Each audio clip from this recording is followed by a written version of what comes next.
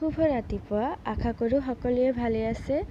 আজি মই নৱম দশম তথা একাদশ আৰু দ্বাদশ শ্ৰেণীৰ বাবে হিন্দী বিষয়ৰ ওপৰত এটি ৰচনা লৈ আহিছোঁ আৰু ৰচনাটোৰ বিষয়বস্তু হৈছে समय अनमोल है অথবা समय का सदुपयोग।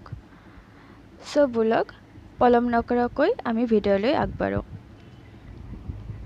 ৰচনাটো লিখিবলৈ প্ৰথমতে আমি লিখিম समय चक्र की गति बड़ी अद्भुत है, इसकी गति में अबद्धता है।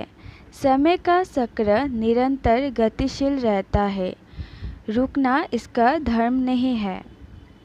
मैं समय हूँ, मैं किसी की प्रतीक्षा नहीं करता, मैं निरंतर गतिशील हूँ, मेरा बीता हुआ एक भी क्षण लौटकर नहीं आता है।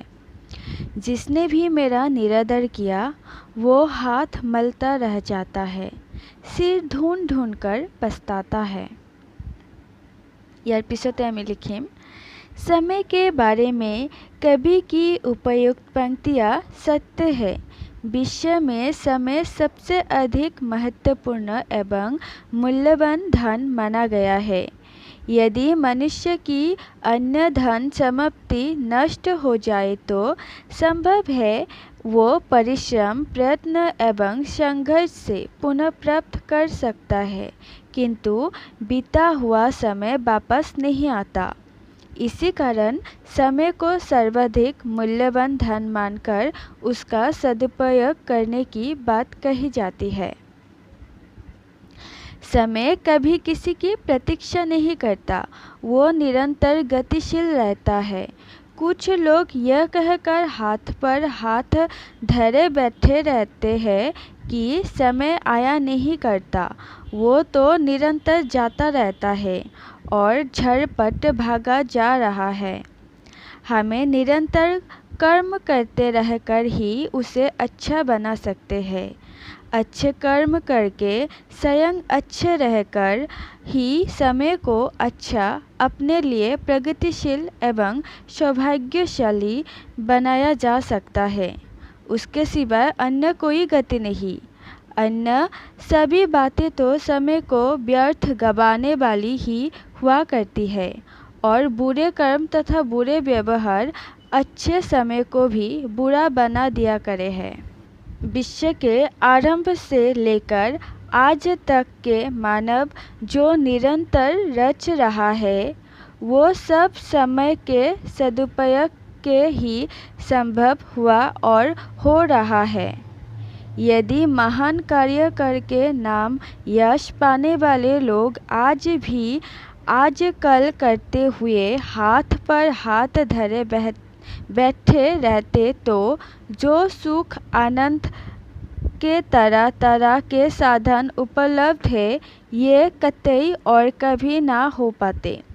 मनुष्य और पशु में यही तो वास्तविक अंतर और पहचान है कि मनुष्य समय को पहचान उसका सदुपयोग करना जानता है, जबकि पशु पक्षियों के पास ऐसी पहचान परख और कार्य शक्ति नहीं रहा करती। मानव जीवन नहीं के एक धारा के समान है।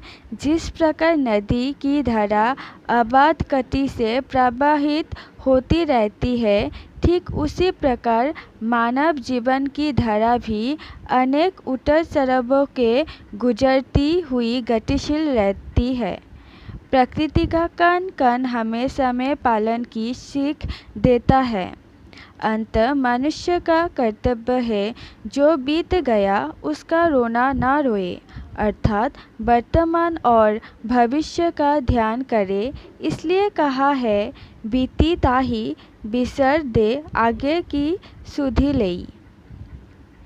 एक एक सांस लेने का अर्थ है समय की एक अंश कम हो जाना, जीवन का कुछ छोटा होना और मृत्यु की और एक एक कदम बढ़ाते जाना। पता नहीं कब समय समाप्त हो जाए और मृत्यु आकर सांसों का अमूल्य खजाना समेट ले जाए। इसलिए महापुरुषों ने इस तथ्य को अच्छी तरह समझकर एक सांस या एक पल को ना गंवाने की बात कही है। संत कबीर का ये दोहा समय के सदुपयोग का महत्व प्रतिपादित करने वाला है। कल करे सो आज कर, आज करे सो अब, पल में परले होएगी बहुरी करोगी कब। सो आजिर भिडिओखन यातेই समाप्त परिल। रचनाटी जदि आपनालोकर ভাল লাগিছে तथा उपकृत होइसे तेन्ते निश्चय चेनेलखन सबस्क्राइब करिब आरु बंधु बान्धवीर लगत शेयर करिब। धन्यवाद।